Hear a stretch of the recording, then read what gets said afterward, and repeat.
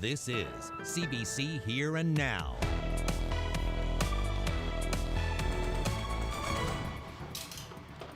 This is Blackwater. You overcome Lucifer by the blood of the Lamb. She calls herself an evangelist, holds services online, and rallies against Donald Trump. So why did these two Americans find themselves in handcuffs when they arrived in St. John's? Good evening and welcome to Here and Now. I'm Carolyn Stokes. And I'm Debbie Cooper. It is an unusual scene.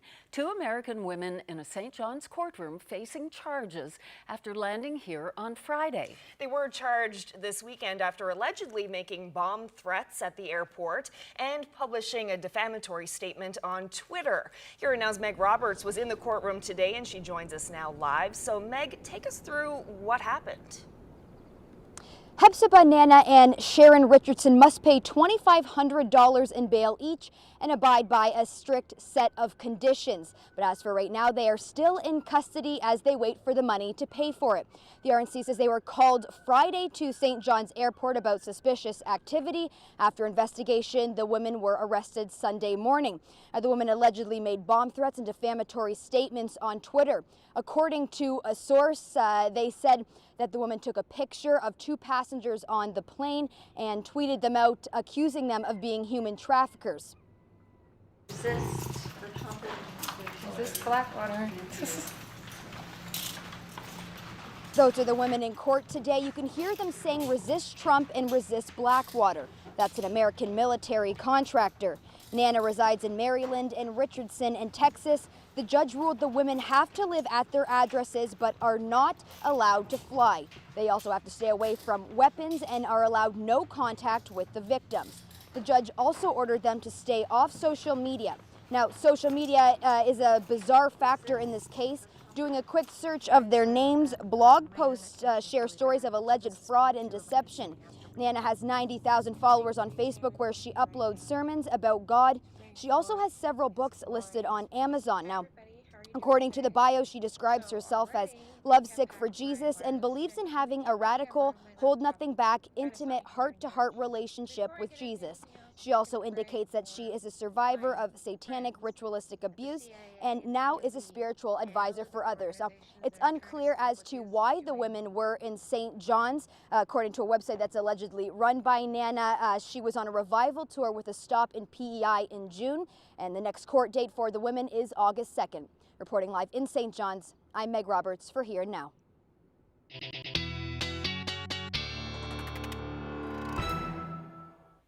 Well, a beautiful day out there right now, especially here in the metro area. Take a look at the Narrows there. We saw plenty of sunshine this afternoon, and that helped those temperatures bump way up this afternoon. We saw temperatures reach 17 degrees in St. John's, cooler along the northeast coast. We can thank that onshore flow for that again today.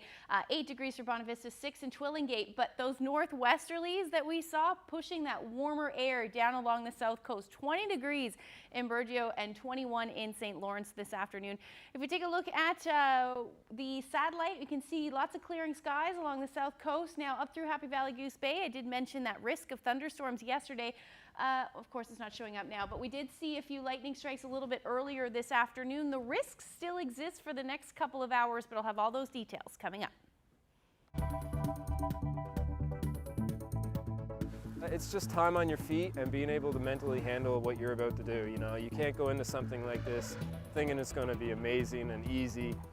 He's used to long-distance running, but this run across Newfoundland has a special meaning. Learn why Mike Russell is raising money for the Janeway. As senators are preparing to deal with a controversial federal bill again tonight, the proposed legislation known as Bill C-69 is generating a lot of talk in St. John's. People who work in Newfoundland and Labrador's oil industry are in the city for the annual NOIA conference. They want changes to federal legislation that aims to overhaul Canada's environmental assessment regulations. If enacted, it will lead to longer timelines for environmental assessments involving offshore drilling projects. The industry is worried projects will take many more years to get going. Today, delegates heard that the province has its own concerns. we want greater joint management, and we want a consistent and a certain process. Now, we have been very clear. C69 cannot slow down the environmental assessment process. C69 cannot reduce our ability to compete. And C69 must respect the principle of joint management as enshrined in the Atlantic Accord. Well, the Francophone School Board wants the province to build a new K-12 French school in Galway, even though that location costs twice as much as one in Mount Pearl. According to the board, Galway is more, quote, sexy, fancy, and modern, while Mount Pearl is less nice. Here Now's Katie Breen asked politicians to weigh in on that today. So, Katie, what are they saying about that? Well, here's one example. NDP MHA Jim Dinn. He used to be a teacher, then he was the head of the teachers union, and he says sexy, fancy, and modern, well, they're not educational outcomes. The proposed Galway site would cost more than $3 million. The school board argues that location would help attract students from surrounding areas. But its own analysis found the cheaper site in Mount Pearl would also work to increase enrollment. It has more hills than Galway, and it's a bit busier, but it's about $1.5 million less. Government isn't committing to one site or the other. It mightn't even build a new school. The Transportation and Works Minister says he's going to be sending out an RFP to look at all of the options, including fixing up older schools like the former School for the Deaf or Holy Cross. We're going to be certain to look at all of our options. You know, right here, the responsibility, you know we have to provide a school for the students, but we also had to provide best value for the taxpayers of the province. The opposition agrees. Students have to be put first, but it all needs to be justified. New schools are always great, but I've been in some fine old schools too that meet the needs of students and teachers as well. But it comes down to a matter of which is going to meet the educational outcomes, meet the educational needs. Location is very important. The access to the amenities, where it's being built. I would think if we're going to do it, we ought to do it right.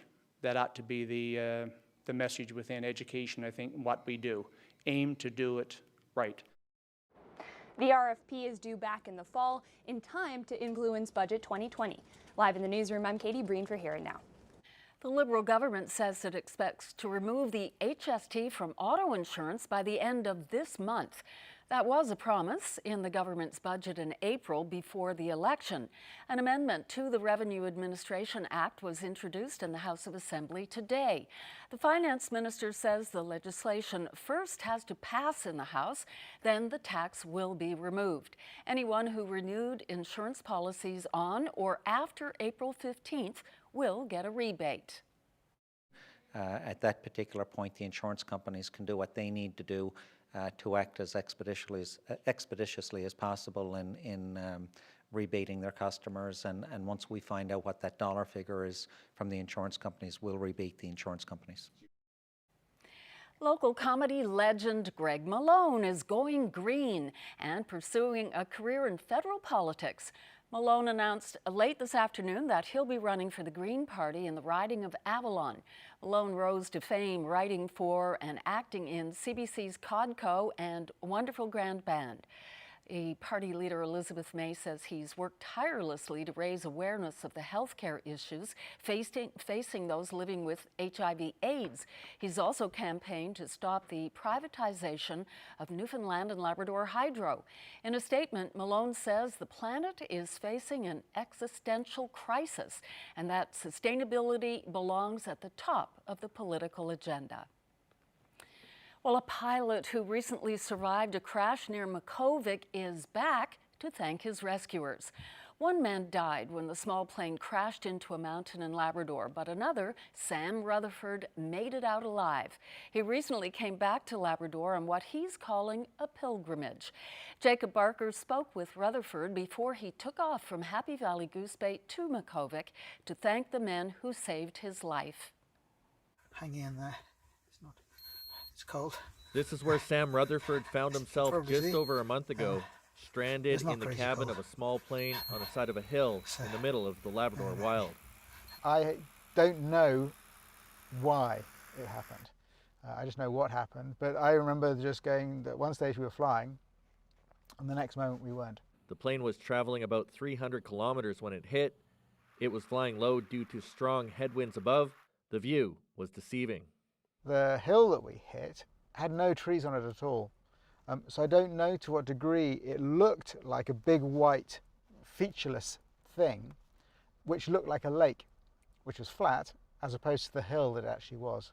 And on top of that, Rutherford says the software that warned about changes in terrain had failed to load. What had happened is we'd gone into the side of a hill at about 45 degrees. Now that's one of the reasons probably I'm still here, and also 2 or 3 meters of this snow. Like I said, there were no features, there were no trees. So that double effect cushioned our impact. The ex-military pilot credits his time in the service that told him to stay calm through the situation. The ability to be in comms with somebody outside, from a morale point of view, has just been huge. And his communication devices for giving him the ability to stay in touch. And in fact, the first person I contacted was my wife. So via satellite, via text message, back to Belgium, to let her know that we needed help. Hampered by the blizzard-like conditions, air crews were unable to get to the pair. All Rutherford could do was sit and wait. It was up to a 9-person ground search and rescue team out of Makkovik to make the rescue, an 80-kilometer trek by snowmobile. The last 100 meters was up a really steep, very, very deep snow hillside. So they were exhausted when they got up to the aircraft. But they did a Herculean job.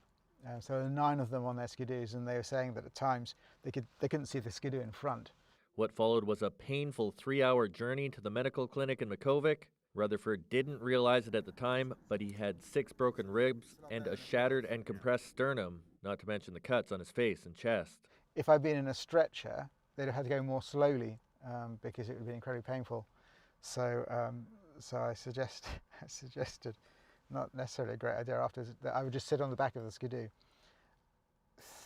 Those were 3 painful hours. Rutherford got out alive, but tragically, his co-pilot, Alan Simpson, did not. This trip back to Labrador is a pilgrimage, as he calls it, one of thanks for the men who saved his life and who tried their best to save Alan. And just say thank you both for myself and from Alan's family for really, they did an amazing job. Rutherford had been in contact with Simpson for some time before the flight, but they had just met about a day and a half before. Both a pleasure to fly with, but also on the ground. A really good sense of humour. Although I knew him relatively little, I got to know him very quickly. Part of the flight plan this time was to fly over the crash site. Is it a pilgrimage, a salute? I'm not sure what it is, but something I feel I need to do. Rutherford says he owes his life to the team who saved him and the whole system, and whether or not he'll keep flying, he says flying is his passion, and that comes with risk. For me personally, living a life, changing my life to never fly again, would no longer be a life. Jacob Barker, CBC News, Happy Valley Goose Bay. What a story. Well, a long-distance runner in this province has taken on his newest challenge. Mike Russell runs marathons and ultramarathons, but now he's taking on the Trans-Canada Highway in support of his cousin and treatment for leukemia. As Here Now's Garrett Berry shows us, he's come a long way in a short time. It's pure determination. I always wanted to know how far my body could go and how hard I could push it, and I've yet to really find the absolute limits. I'm getting close. I wanted to conquer running across the province, but then in 2017, my little cousin Oliver got diagnosed with leukemia, so he kind of gave me the inspiration to run this in terms for the Janeway Hospital. I spent a number of times at the Janeway Hospital last year, and I've seen what they do for the kids. It's phenomenal, and they make it feel like home for them, and I just really want to do it in support of them. You can't really tell right now, but in my pocket and in my little water bottles, I have enough nutrition and calories to keep me moving for the desired length of time, whether it be 15 or 20 kilometers. At this point, I know exactly what I need to eat and when I need to eat it, so I don't need to be carrying a backpack of food, and I don't need a truck following me with support. We did build beds in our truck, but we've been fortunate not to have to sleep in them because people have been so kind to reach out to us and offer us rooms at hotels, motels, cabins. their homes. So it's been very fortunate in that way that we've been lucky to be able to have a nice bed each night. I know the pain and I know how to deal with it. I wake up, I start waking up early because I know it's going to happen. I'll get up, I'll move around a bit, I'll eat, I'll drink, I'll get a nice hot shower to loosen up, and then I do foam rolling and I put some icy hot on my sore muscles and, you know, do the normal, and then I just pack my bag and leave. I don't wait around, I don't hesitate, I just go do it. And it also goes to show that I only started running 3 years ago and could barely run a 5K.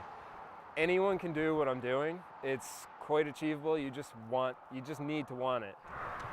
Now, he doesn't really understand what I'm doing. One day he will, but it's nice, you know. It's good for when he's finished in 2020 with his treatments. He's going to be able to look back and see, you know, hopefully see what I've done for him, and it's going to empower him maybe to do something to help others in his life. Nice. It is a nice story. Well, this next video shows what a delight it can be to see one moose. But what about when there's more than one? Just have a look. Oh my God, it's 2 babies. I didn't even know. This was recorded recently in St. Anthony by Amanda Rowbottom. Yes, she thought she was recording a video of a moose in her garden, but she discovered it was a mother moose with 2 calves, 2 very, very little calves. Yeah, they're very adorable. Young, very young. And Amanda is just... very excited. Yes. Thanks for sharing that. Process simplified is something like doing a patchwork quilt. Instead of scraps of rag, we got scraps of plastic bags. Mural magic. Forget a ban. Belle Island is taking unwanted bags and turning them into art. That's ahead.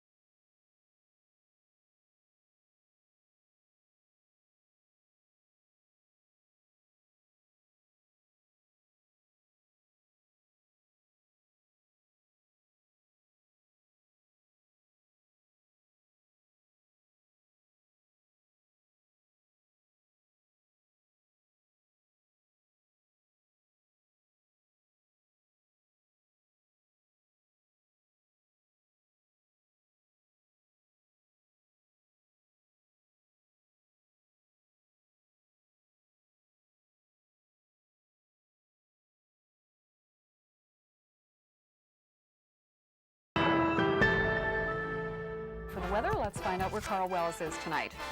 Hi, Carl. Hi, Debbie. The leaders will be paired off in one-on-one sessions, and each session will begin with a question from our panel to a leader. And I'm here again, of course, tonight with Carl Wells, and it was spectacular. Hi, Jonathan. I can barely hear you. There's a lot of action here. It's very exciting basketball. And taking it all in is the director of MUN Athletics, and it's Michelle Healy. Blow around your belly like a real racer, like a Labrador racer. Oh, on my stomach? Yeah, blow around your belly. Oh, okay. Okay. Up, up, up, up, up, up, up, up, up. Come on, Gus, let's go. And Gus didn't let me down. I was afraid I'd end up in Makovic, but he actually listened to me and stopped. You look like you were having so much fun. That was a fabulous trip. Yeah. Fabulous. The people up there were so nice to me. First time and only time I've ever been on a dog sled. Actually, the sled, yeah.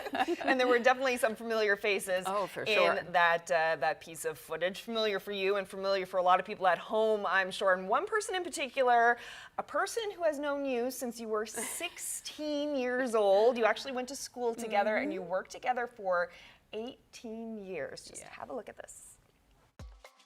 The very first time I saw Debbie Cooper was when we were both 16 years of age, and we were in high school together. And she stood out because she was much taller than everybody else. The other thing I noticed about Debbie Cooper was her poise.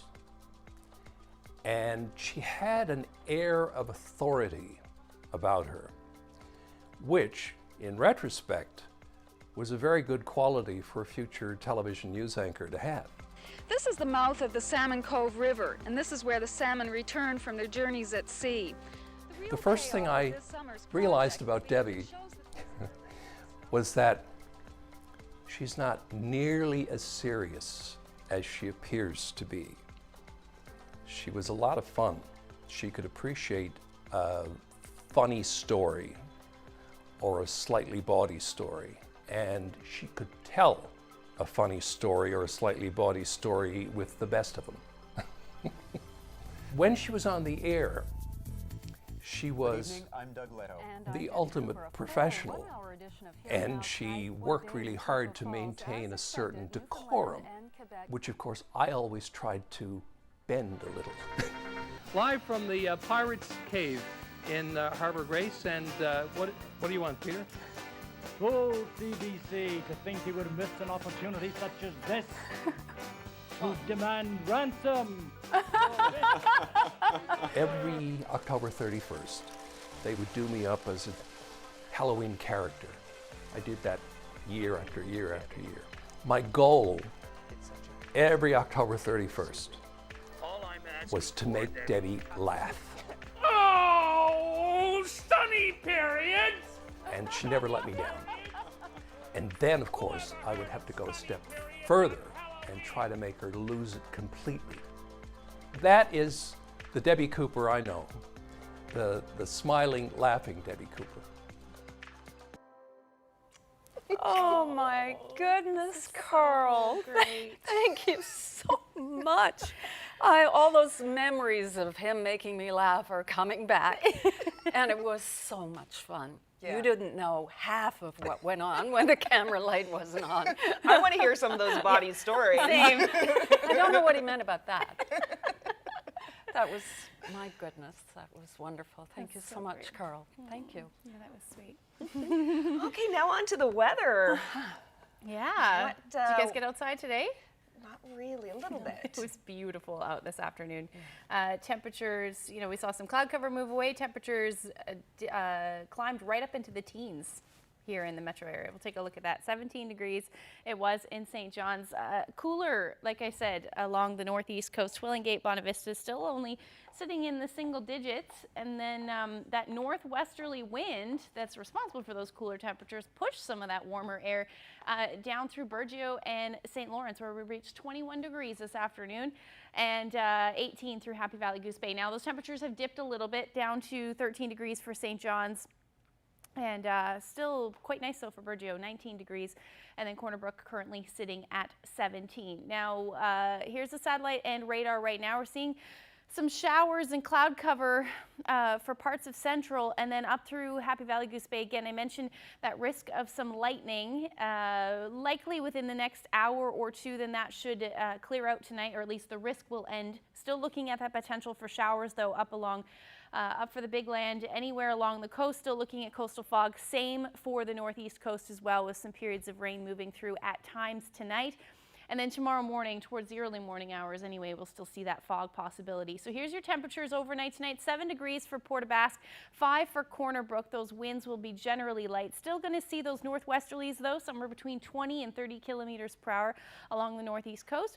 And then St. John's should sit around 8 degrees tonight. St. Anthony, that chance of showers, and 7, and then up through Labrador, Happy Valley Goose Bay, again, anywhere really up for the Big Land, you're still looking at that potential for showers tonight. 9 degrees for you, 5 for Lab City with those light winds, and then same along the coast as well. 5 degrees is your overnight low for Cartwright. So here's tomorrow, still unsettled up through Labrador with that risk of showers or drizzle through the day. Some peaks of sun possible for central portions of the Big Land, and then still going to stay cloudy and cool along the coast.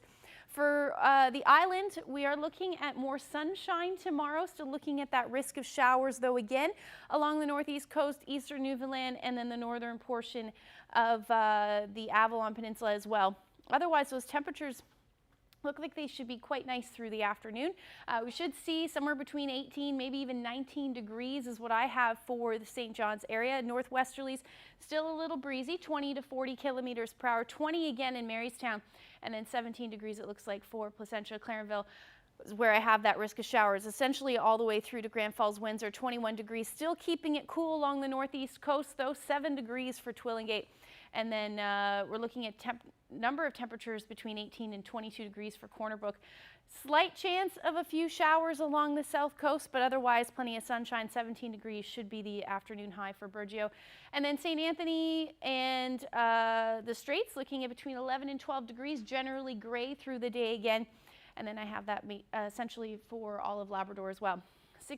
14 degrees rather for Lab City. West northwesterlies still generally light between 10 to 15 kilometers per hour. So that's a look at your forecast. We'll look a little bit ahead when I come back. Thanks, Ashley. Well, with all the talk about banning plastic shopping bags, one man from Bell Island has come up with another use for them: art. Yes, Brian Burke and children from the Boys and Girls Club on Bell Island created a giant mural made only from plastic bags. He told St. John's Morning Show's Fred Hutton all about the mural and what will happen to it. Where'd the idea come from? Well, I'm into art anyway, and I'm interested in Bell Island.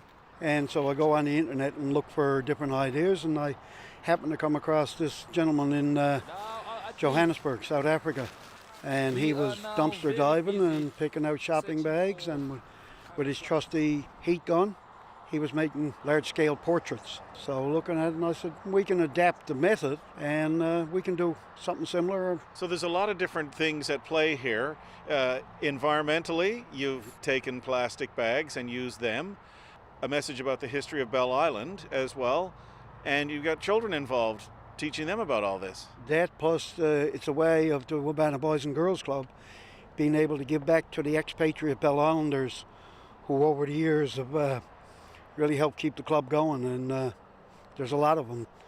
Tell me about the process of how you used plastic bags to create this piece of art, the process that you go through. Well, basically the process simplified is something like doing a patchwork quilt. Instead of scraps of rag, we got scraps of plastic bags, and I lay it out in a paint by number process, and the kids pick out the spot that they're going to do. They put their initials on it so another child doesn't come along and pick the same spot, and they put a piece of paper over it, trace it, cut it out, so now they have a stencil. They get the appropriate piece of plastic and to match that number, and they use their stencil to mark it out, cut it out, stick it on with a temporary glue, and then I come along with my flat iron and I weld all the pieces together. The frame that you used here as well has a connection to Bell Island. Tell me about that. Oh yeah, for sure. This is left over from the loadout area out to the Scotia Pier, where they had what they call a pocket. The ore had been dumped over the cliff and into a pocket, and then from the pocket to go into a series of conveyor buckets that would dump it into the ore boats. And part of the trestle that kept up the conveyor system, part of it was made out of wood, and this timber is from halfway up the cliff, left over from that trestle. What are you going to do with this piece of artwork? It goes to Cambridge, Ontario, and it's going to be a gift from the Wabana Boys and Girls Club to expatriate Bell Islanders for all that their generosity over the years. And there's quite a number, still a few, after all these years, a few miners in the Cambridge area that I'm sure would probably appreciate this, right?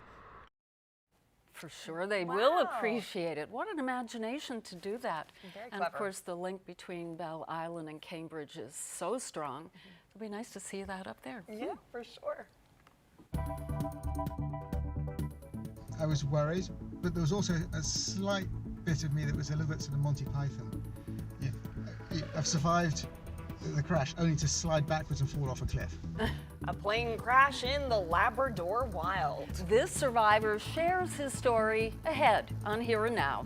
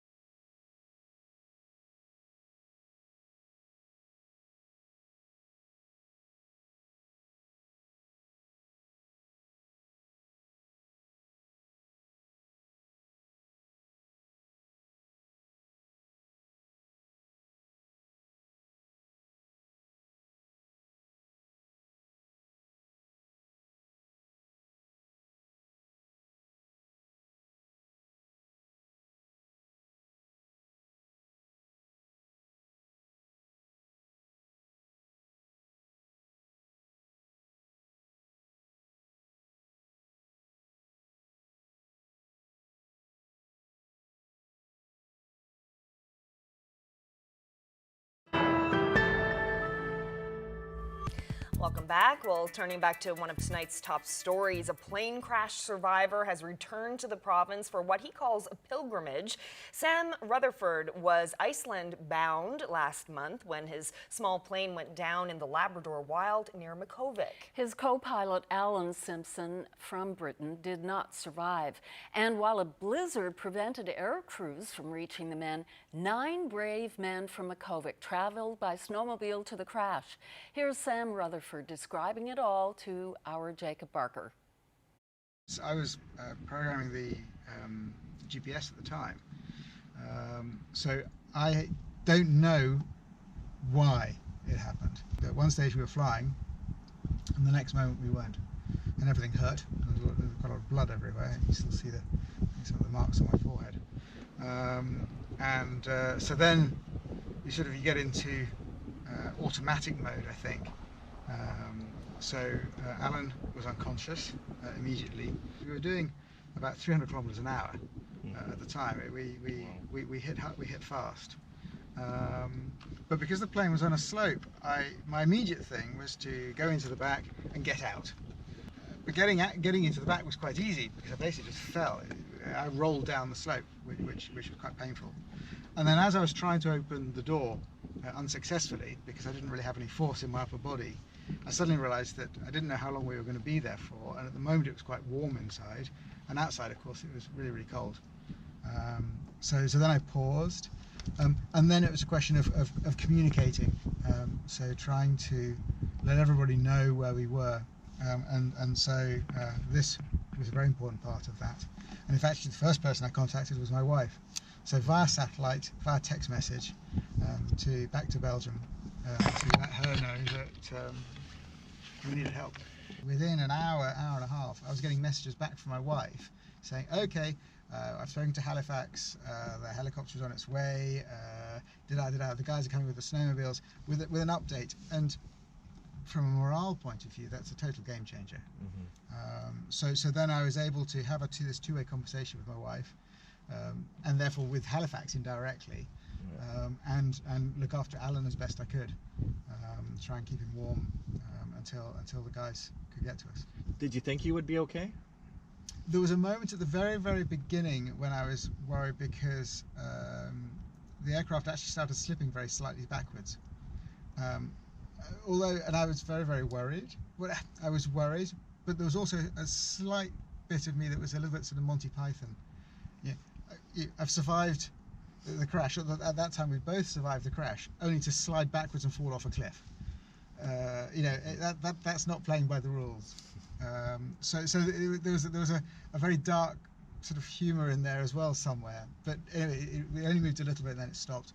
And then after that, thanks to the messages actually I was getting from my wife, saying they're on their way, I was reasonably relaxed. I had a moment of morale dip when I got a message that at some stage they weren't sure they were going to be able to get to me that night, and they might have to come the next morning, because by that stage I'd already been there for about 6 or 7 hours, and I knew that there was no way that Alan was going to last through the night, and I wasn't entirely sure that I was either, but in any case I knew it was going to be miserable.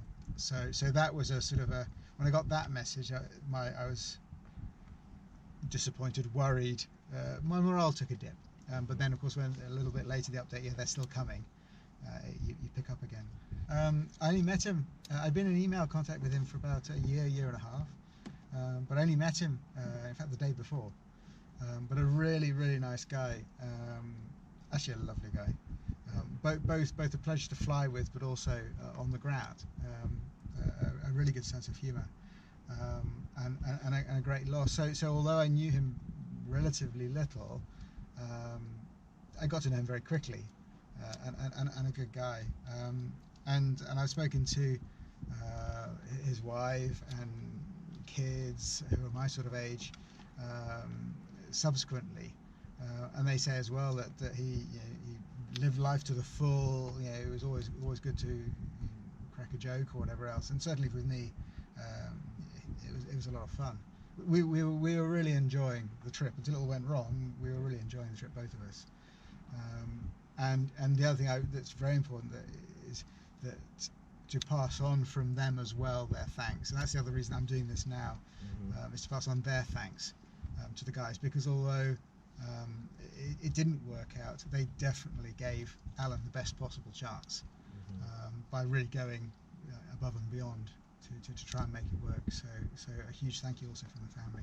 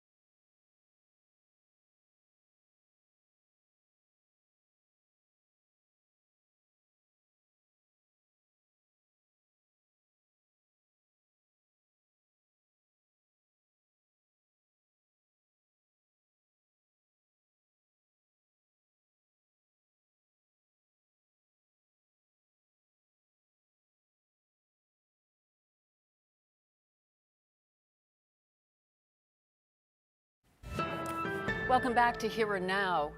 In Toronto, police are appealing for witnesses to come forward after the shooting yesterday at the Raptors Victory Parade.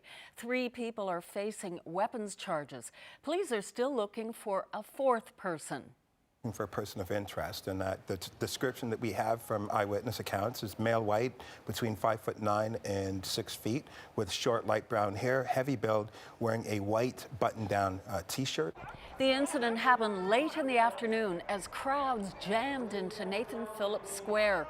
The sound of gunfire sparked a brief panic, with some fans running for safety. 4 people were taken to hospital with non-life-threatening injuries. Police recovered 2 guns, but are still looking for a 3rd weapon, which would match bullet casings found at the scene. And this just confirmed the federal government has reached a much-anticipated decision on the expansion of the Trans Mountain Pipeline. It's giving the project the go-ahead. It's a crucial next step in the pipeline's construction. It stretches from Alberta's oil patch to British Columbia's coast. The government acknowledged the pipeline has the potential to cause damage to the environment and marine life, but says it's in the national interest to create jobs and contribute tens of billions to the economy. The federal Liberal government says it'll now begin the process of meeting with Indigenous groups who are interested in buying the project. Ottawa has said it does not want to own the project long term. Canadian astronaut David Saint-Jacques is scheduled to return home next week after 6 months aboard the International Space Station. CBC Kids news contributor Sarah Chaudhry got a chance to speak with him as he prepares to depart the ISS. CBC Kids News, this is Mission Control Houston. Please call station for a voice check. I said, "Station, this is Sarah. How do you hear me?" Right out of a movie. Houston, this is Station. I'm ready. When I spoke to you before you left, you said that one of the great things about space training is that everyone gets along regardless of their country's conflicts on Earth. Has this followed through to your space expedition? What is it like up there with people you're working with? Absolutely it has. You can see behind me the banderole of flags of countries that contributed to the International Space Station. And every day on board we are reminded that we are an example, that every day we work together. Every day we prove that when countries decide to put aside their differences, which exist and are true, but when we put aside our differences and focus on what we have in common, we can accomplish amazing things. And we are very proud here, astronauts, to be demonstrating that every day. You've been in space for 6 months now. Are you nervous about coming back to Earth for your re-entry? Well, you know, of course, I've gotten used to this place. So any change is a source of stress in a way. It took me a while to get used to this place here. Learned to fly initially. It was actually not so easy. Now I'm pretty agile, moving around. I can be upside down. It doesn't bother me. I can fly. I can bounce off the walls. And, you know, I never lose my way. But it wasn't like that in the beginning. So this feels like home now. And I know that coming back to Earth, I will have to learn again to live with gravity. What is your message to us and to young Canadians or young kids all around the world? Life is a series of experiences, and that, you know, what you do with them is up to you. But the journey is as important, if not more important, than the destination.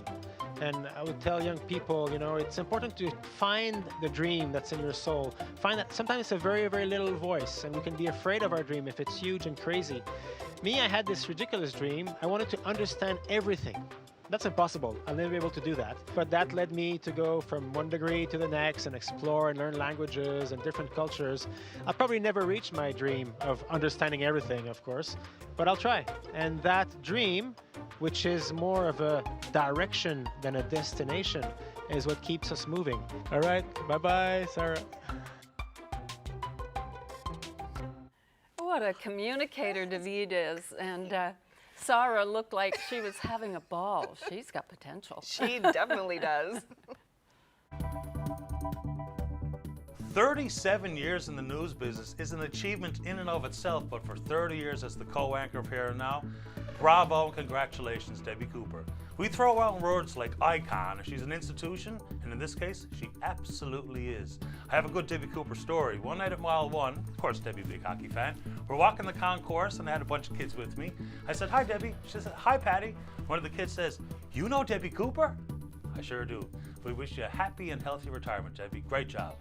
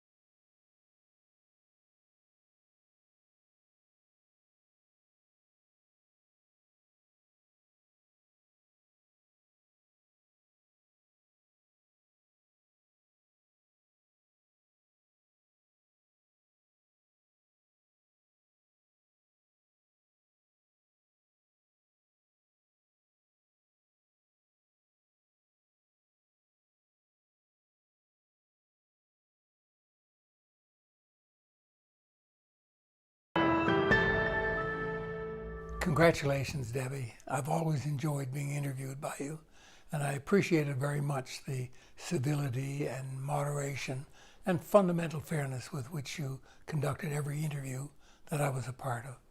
Debbie Cooper, wow, what a career. I remember when I started at CBC, one of the people I was most excited to meet was Debbie. And I remember I was in the old cafeteria at the CBC building. I remember when she came in, I got so nervous, and she came over and she spoke with me, and she told me if I ever needed anything to come to her, and she welcomed me aboard. And you know what? I really needed it at that time because I was so nervous starting as a kid show host. And it's people like you, Debbie, that make this job a pleasure, and you make it easy for everyone, and we're all going to miss you. On to the next one. Take care. That's so sweet.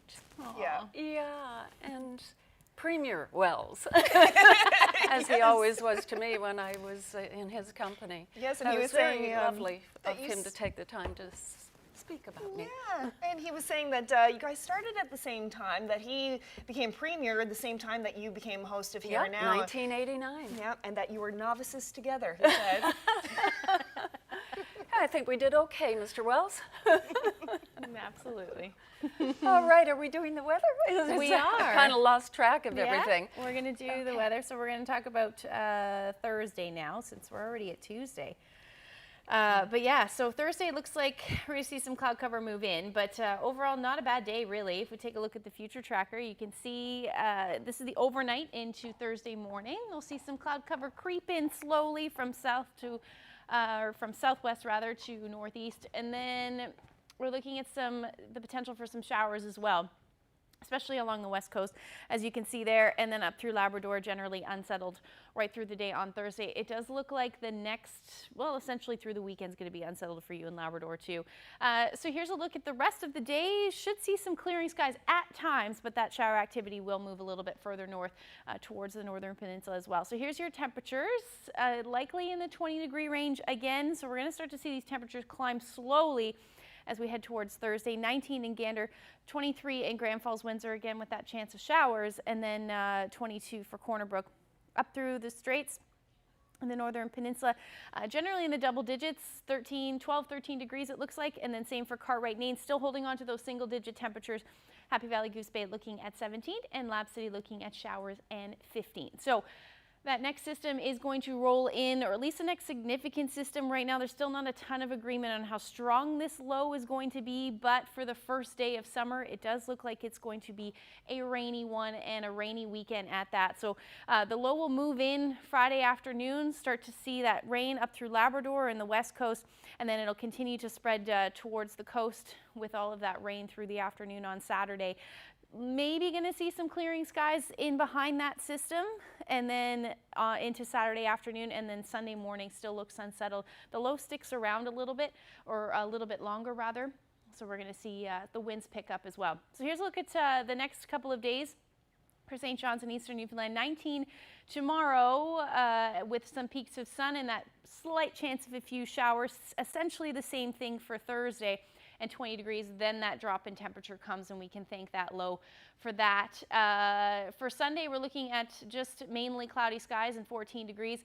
For central Newfoundland, we're looking at peaks of sun again right through Thursday. So there's your 20-degree temperatures, and then a dip down. Summer arrives on Friday. That moved over on me. And then Saturday and Sunday, we're looking at those windy conditions more than likely, and gray skies essentially for the entire province really. 22 degrees it looks like tomorrow, same thing on Thursday, and there's your drop in temperatures.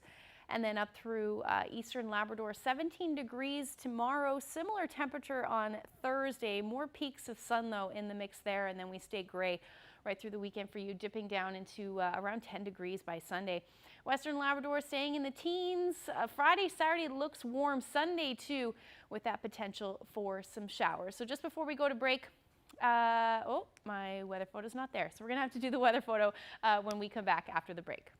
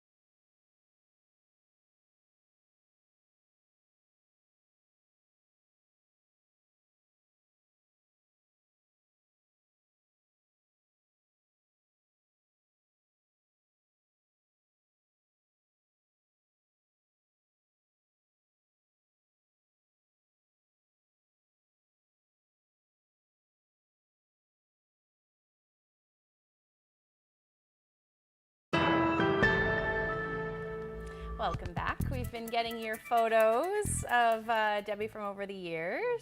Have a look at this one. Chantel Bass sent this one. She's the young girl in this photo taken with Debbie at CBC Open House in the early 90s. She's with her cousin Matthew Smith.